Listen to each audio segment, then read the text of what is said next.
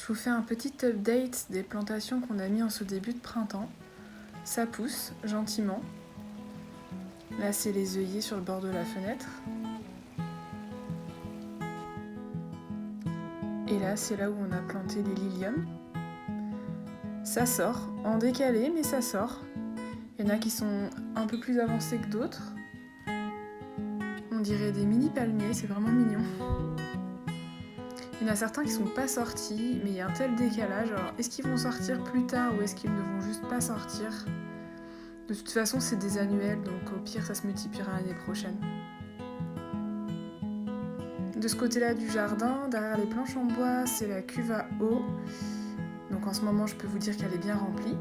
Puis là, on a un prunier. Il n'y aura pas beaucoup de prunes cette année, je pense. Et puis le rosier. Sur le bord de la fenêtre de la cuisine, on a planté du persil et de la ciboulette.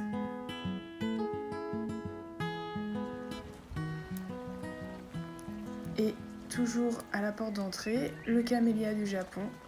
Il n'a plus de fleurs, mais par contre, il pousse super bien. Toutes les pousses, les feuilles vertes claires sont des nouvelles pousses. Je voulais vous parler d'une application qui me tient énormément à cœur qui s'appelle Be My Eyes. Be My Eyes, c'est une application pour aider les personnes aveugles ou malvoyantes dans les tâches du quotidien. Donc une fois que vous avez téléchargé l'application, vous n'avez pas grand chose à faire. Si quelqu'un a besoin de votre aide, il l'enclenche et alors vous pouvez éventuellement recevoir un appel pour l'aider. Moi je suis inscrite depuis 2021 et il me semble que j'ai aidé 3 personnes, 3 dames, pour des choses telles que lire ce qu'il y avait marqué sur une enveloppe, lui indiquer sur des bouteilles si c'était du shampoing, de l'après-shampoing. Et aussi une fois j'ai une dame qui voulait savoir à quel goût était son sandwich. Donc ça peut être très très varié. Ça peut être pour de l'administratif, pour trouver quelque chose qui est tombé dans la pièce ou pour savoir la couleur d'un vêtement. Et ce qui peut être super bien si vous parlez plusieurs langues, c'est que vous pouvez vraiment aider des gens à travers la planète. Donc je voulais vous parler de cette application.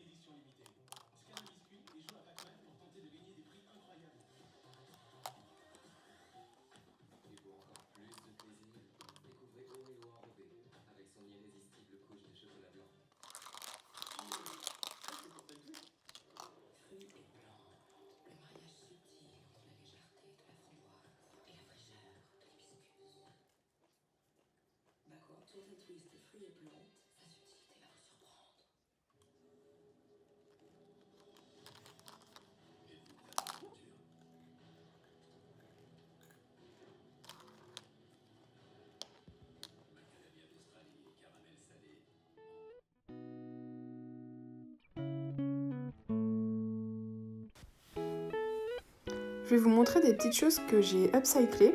Je les ai classées du plus facile au plus difficile, que ce soit en technique ou en matériel à avoir. Donc déjà, il y a ce vase qui part d'une bouteille de vin vide, transparente, et qui a été donc transformée en vase. C'est vraiment facile, il faut juste entourer sur la partie haute de la bouteille avec un carton rigide. Alors là, en l'occurrence, j'avais utilisé un intercalaire vert, ce qui fait que ça fait de la couleur. Et après, remplir de béton par le haut, laisser sécher une nuit, et quand on retire le carton avec le scotch, ça donne ça. Donc c'est linéaire, c'est plein d'aspérité. Le béton se colorie aussi de façon dégradée. On peut faire ça à toutes les couleurs, c'est très facile et c'est très sympa. Un petit peu plus compliqué, j'ai cette lampe. Donc pour l'abat-jour, je l'ai tout simplement chinée. Normalement, c'est une lampe qui se met au plafond.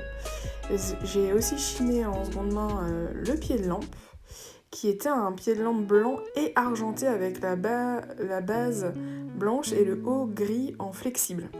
Donc là, comme je voulais faire une lampe fleur, j'ai tout redressé. Et pour uniformiser, j'ai tournicoté de la ficelle tout autour du pied. Ça permet de faire du vert qui va avec ma déco, comme une tige de fleurs, et puis aussi de cacher la partie argentée et flexible, et de rigidifier le tout. Donc voilà. Ici, c'était un miroir dont je ne faisais plus rien du tout. Il était tout basique, tout gris. Donc déjà, sur le pourtour, j'ai collé à la colle chaude de la ficelle, des petits morceaux de ficelle à la bonne longueur, pour faire comme un cadre un peu tressé. Et après, vous avez vu que je faisais pas mal de tricotin.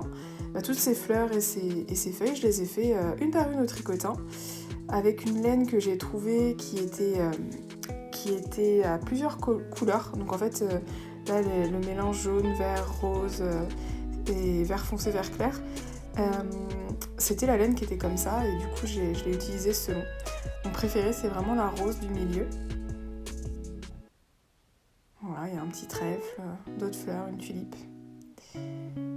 Et du coup maintenant on s'en sert plus comme miroir parce qu'il y a du tricotin, mais ça fait un joli cadre. Ensuite il y a des petits meubles. Donc ça c'est des chevets de base, vintage évidemment, avec le dessus en marbre. Et donc je les ai détournés, ils sont plus dans des chambres. C'est comme petit meuble d'appoint dans le salon. Ce qui est pratique, c'est que le marbre, ça tolère extrêmement bien l'eau. Donc dans le salon, quand sur le fauteuil ou sur le canapé, on veut poser un verre, il n'y a pas de problème en fait, c'est pratique. Et un petit deuxième, même principe, c'était un chevet. Donc l'un comme l'autre, il y a des parties qui sont restées en bois mais qui ont été poncées, et des parties qui ont été peintes par rapport à la déco et puis par rapport à la couleur du marbre. Et les deux, je précise que moi normalement j'aime bien laisser les meubles vintage tels qu'ils sont, mais ces deux chevets étaient vraiment KO, ils étaient vraiment vilains de base et ils avaient besoin d'un gros rafraîchissement. Il a fallu trouver des petites poignées que j'ai trouvées en déstockage en magasin de bricolage, et puis voilà. Peint en rose, en accord avec le marbre. Un bon petit meuble d'appoint qui a pas mal de rangements. Et petit clin d'œil par rapport à la dernière vidéo, je vous montre ce que donne le kintsugi, le petit vase qui est maintenant sec et qui a trouvé sa place sur l'étagère du salon. Je le trouve très sympa, il s'intègre bien à la déco.